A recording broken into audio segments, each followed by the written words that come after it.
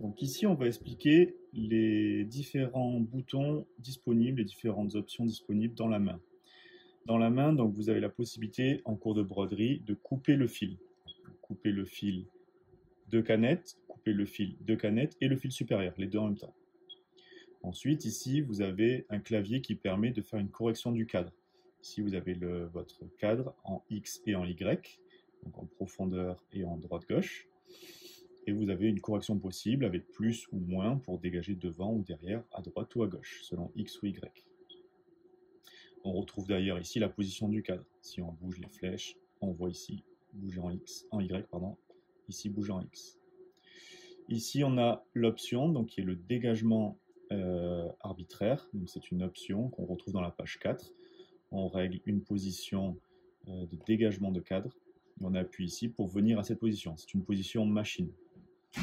On a ici le dégagement manuel, donc offset, en cours de broderie. Cette position enregistre le dernier point brodé. Et on peut revenir, à l'aide de ce bouton, si on a dégagé le cadre, au dernier point brodé. On a ici le point start, donc qui est ce point-là. En cours de broderie ou à la fin de la broderie, on peut revenir à ce point-là. Ça n'annule pas le dessin, simplement ça revient à cette position. C'est vraiment une position cadre. On a ici un bouton qui s'actionne quand on crée un dégagement automatique. Ça, c'est une position non pas machine, comme l'option ici, mais une position dessin. C'est un dégagement automatique. On crée un point central et on crée des dégagements, un ou plusieurs dégagements automatiques. Et à la fin du dessin, quand le dessin est fini, le cadre bouge et vient à cette position de dégagement automatiquement. Attention, je répète, c'est bien un dégagement par dessin. S'il n'est pas fait à chaque dessin, il n'est pas enregistré dans la machine, ce n'est pas un déplacement machine. On a ici ensuite un bouton, donc Restore, bouton N. Ce bouton s'actionne de cette manière au rallumage de votre machine si vous avez eu une coupure de courant. Donc c'est une initialisation de la machine avec une origine. Si vous faites ce bouton, ça fait simplement l'origine, mais attention, si vous avez un fil encore planté parce que c'était en train de broder votre dessin, faites plutôt le bouton de gauche qui fera d'abord un ATH, un coupe-fil, puis une origine, une initialisation de votre cadre. Ça reviendra tout seul ensuite au dernier point brodé, à votre dessin en cours, sans avoir modifié la position. Search, ce bouton, c'est l'option d'origine, c'est ce qui se fait automatiquement, ce dessin s'affiche à l'allumage de votre machine.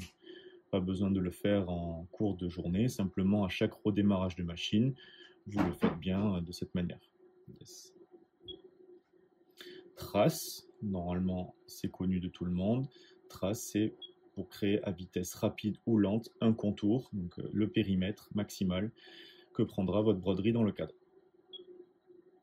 Ici, ces trois boutons-là permettent plutôt des réglages pour le technicien qui vient régler votre machine. Ça permet de descendre manuellement l'aiguille, la monter, donc la descendre, la monter. Ici, la descendre au point mort bas, LDP pour Lower Dead Point, point mort bas.